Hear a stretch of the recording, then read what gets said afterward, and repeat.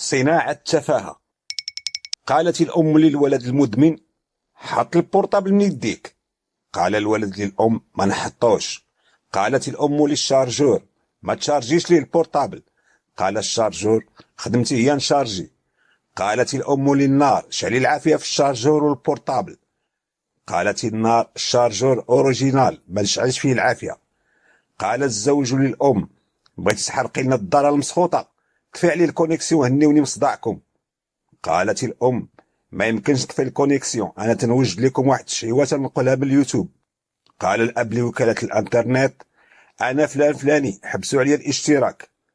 قالت الوكالة: ما يمكنش تحبسوها حتى يسالي العام. قالت الأم: خسارة، بقينا بلا عشاء، الشهوة من اليوتيوب ما صدقاتش. قال الأب للعصا: فين كالعصا؟ قالت الأم: صافي راجل الحنين، والله ما نعاون نطيب لك من اليوتيوب. قال الولد لأبويه: نهاية تصوير الفيديو. قال الأب والأم للولد: سربي بارطاجيه. قال الولد: بارطاجيتو.